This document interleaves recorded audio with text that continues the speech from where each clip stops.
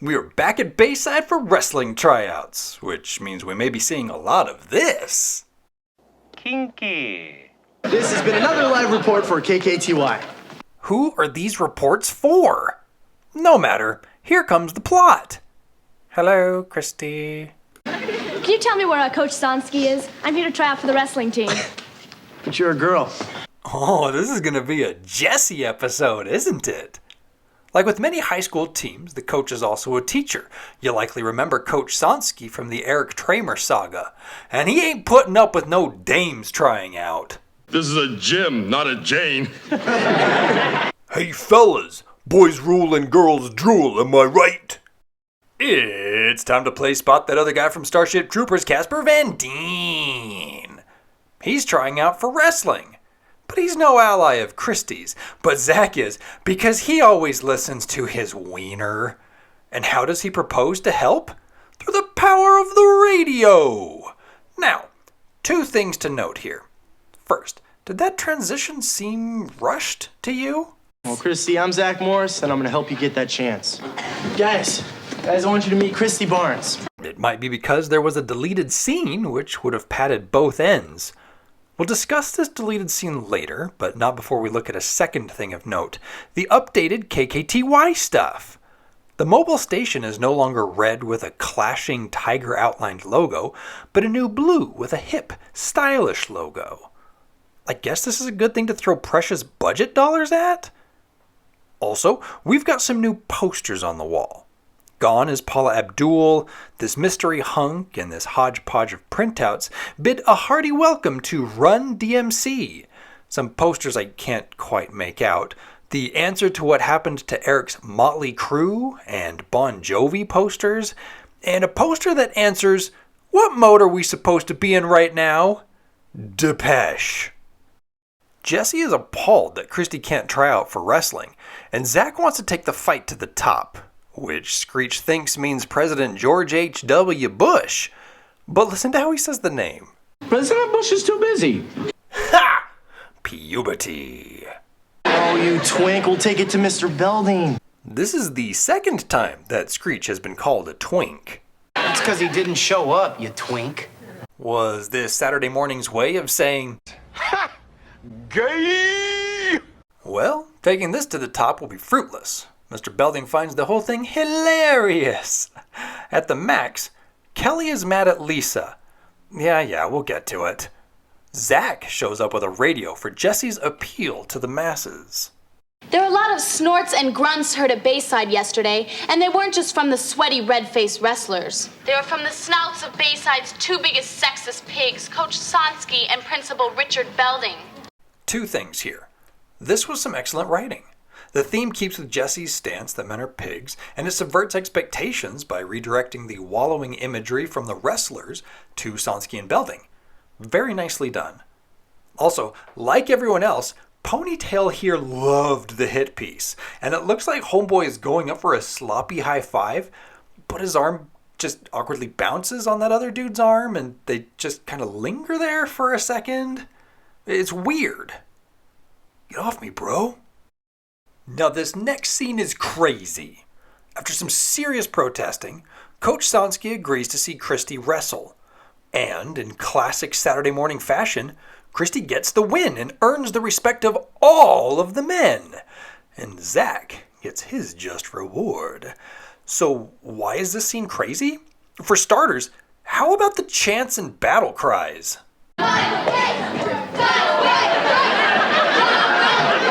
What the F are they saying?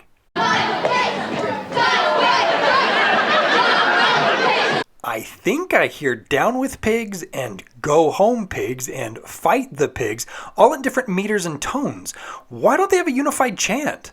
That would probably send a clearer message.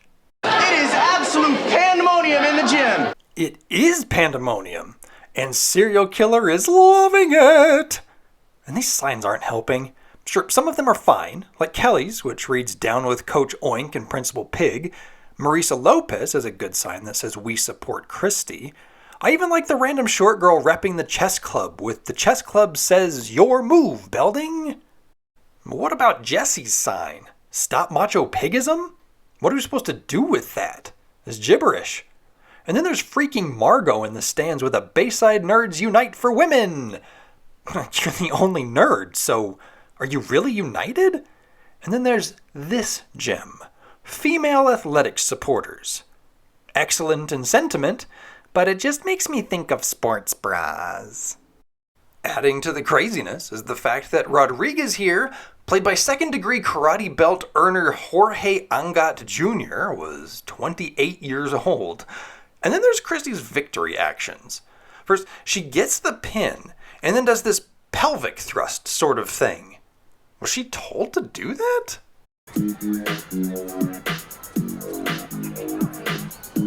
You like what you see? And then Christy is standing all mighty and victorious, but then goes all jingle, jangle, jingle when shaking Slater's hand. Derp-ba-derp-ba-doo! Lastly, all of her conflict is resolved. Christy made the wrestling team. Jesse scores one for feminism, and Zack gets the girl. The episode's over, right? Nope. We still have 14 minutes content left, so let's move on.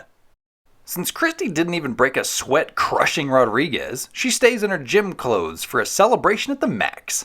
And look, despite the previous Palm Springs episodes where Slater was pursuing a Lichtenbergian princess, Jesse and Slater are back together. Hey, Christy, that was a great move you put on Rodriguez. Where'd you learn it? From you. Jesse senses danger. Or she's not sure what's worse. The fact that Christy is sitting in her chair backwards like Slater, or that Christy has constantly held her cup of soda in Jesse's personal space, or that Christy has studied Slater's wrestling moves. Oh, I love watching you in your singlet, muscles rippling, sweat cascading down your defined triceps, manhandling your opponents. Could you give me a personal lesson? Come on, let's go hit the mat. Yeah, that's not how it went down, but you wouldn't know it from Jesse's reaction. Steel yourselves for plot-induced stupidity! A day or whatever later, Zack does another expulsion-worthy stunt by entering the girls' locker room. Why? Well, no risk is too great to capture the athlete in her natural habitat. What? Wouldn't her natural habitat be the wrestling mat? It doesn't matter. Zack's words mean nothing. I bet he could threaten to follow her into the shower and she'd just cutely shrug it off. And then Mr. Belding shows up to catch Zack in the act. He couldn't send in a female faculty member? Mr. Belding's a boob, so he obviously fails. But then we get something perverse. The perversion is not that Belding is blindly waving his arms in the girls' locker room. The perversion is not that the girl clearly initiated the contact with an older authority figure. No, the perversion is based on who this girl is. Take a good look here. Does she look familiar to you? Because it seems like Jeff cheated on Kelly with another high school girl. Whoa! Pervert. Lisa's got some juicy gossip. What school hunk and lady wrestler putting the moves on each other outside the gym? What? Give it up for Jessie. There's only one school hunk in her eyes, and he's supposed to be hers. We know the truth because we saw Lisa go all eavesdropping ninja earlier. Kelly testifies of Lisa's skills. She knew about my zit at the big game. For those of us who watched in syndication, this is the first we've heard of this zit issue. This could make us wonder if that is what Kelly and Lisa were beefing about earlier. Viewers from other countries who got full versions of episodes know that this is where our deleted scene comes into play. It's dumb, as it's just Lisa asking about a zit on air. So that solves the mystery. And now it's Jessie off to do some of her own dirt digging. I don't think she's gonna like what she mistakenly finds. Hey, you worked on a full Nelson and a half Nelson. Why don't you show it a Willie Nelson? That's a country and wrestling joke. I got spurs that jingle jangle. That wasn't a Willie Nelson song. That was something else entirely. I got spurs that jingle jangle jingle. Nope. Hated that. Christy wants to work on one more move. Good. Just hold me tighter. Wow, you're really strong. I mean, what else is Jesse supposed to think? We can feel bad for Jesse because of how this episode is presented to us. But aren't Zack and Jesse childhood friends? Shouldn't he be gushing to her about his feelings and plans regarding Christy? On their date, Zack says the quiet part out loud. You look so great tonight. So much like a girl. I am a girl, you know. Sure you are. And I might believe it if you wrestled in this dress instead of a singlet. Well, hold on to your hat, Zack, because you are about to be shown up by your girl and a nerd. And in the words of that very nerd...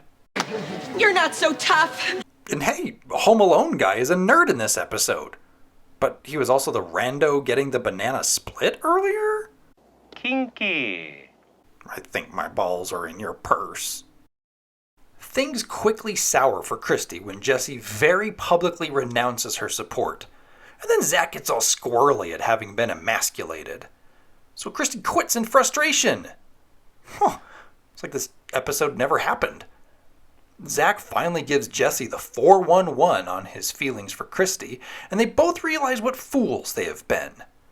Zack kinda makes a heartfelt apology, and things get back on track. Now, if I could, I'd like to counter Zack and encourage you to date an athletic girl.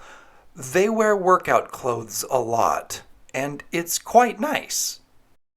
Time for the match against Valley! What the? It's Slater versus Not Nedick, and it goes pretty quickly. Ask me about my winner! Christy's got the last match, but not before a quick apology from Jesse. The touchy-feelies don't translate to the mat, and Christy is in trouble. Zack mansplains the victory move, and Christy comes out on top. 2 cheers for our history-making champion. Ladies and gentlemen, that was Christy Barnes, our new star wrestler. And also my date for tonight. And if anyone has a problem with that, she'll beat you up. We're all better people now. This is our second episode that features wrestling, which I'm sure Mario Lopez appreciated. As you likely know, Mario grew up as an avid wrestler. He was a member of Chula Vista's high school team and placed 7th in the 1991 state championships. He often credits wrestling for his work ethic, and in 2022 he was inducted into the National Wrestling Hall of Fame as an outstanding American. For being an episode straight out of Mario's wheelhouse, I think it's sweet that his sister Marisa got so much screen time. They don't really interact, but it's a fun tidbit nonetheless. Christy Barnes was played by Christy Clark. A few words to describe her: baton twirler, Disneyland fanatic, DJ, producer, cosplayer.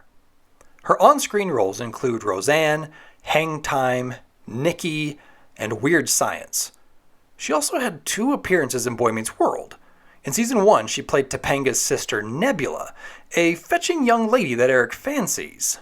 In the next season, she's a different fetching young lady that Eric fancies.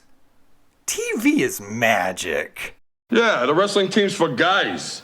You want to wrestle with the girls? Date them.